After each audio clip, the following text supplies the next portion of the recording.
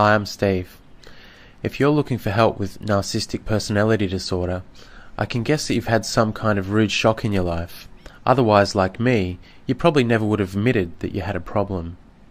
I could always find a way to either blame someone else for my problems, or forget about my troubles completely by entertaining the people in my life who put me on a pedestal. It didn't matter that I secretly thought these people were fools.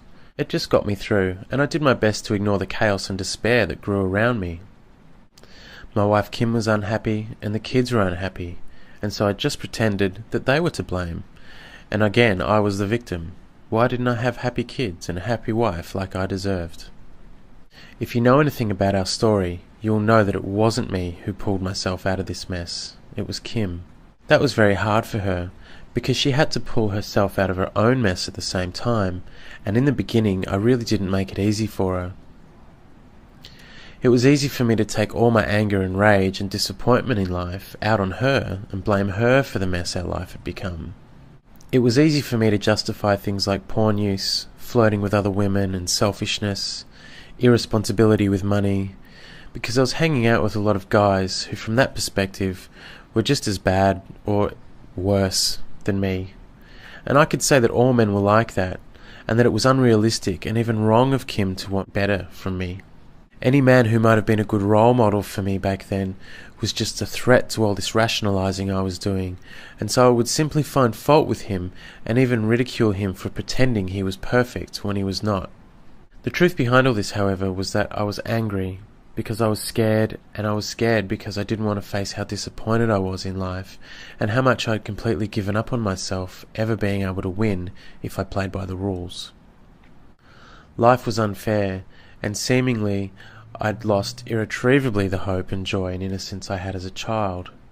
I daydreamed about old girlfriends I had when I was still young and still believed in love, and I didn't want to face that it was my own lack of skills that had brought me to this.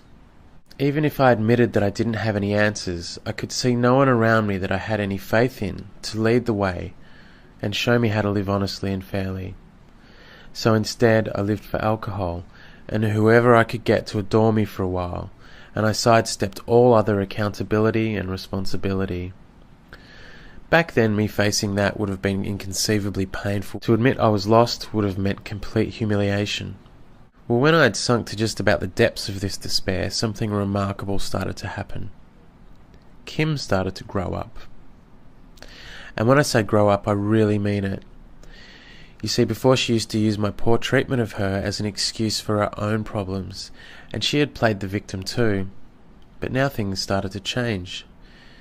Kim stopped drinking and started taking care of herself better.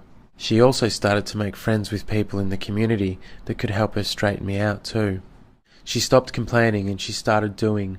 She stopped arguing and started sticking up for herself with a whole new support network of new friends around her. She stopped being ashamed of how I was treating her and started looking and acting more sure of herself and of her right to be respected.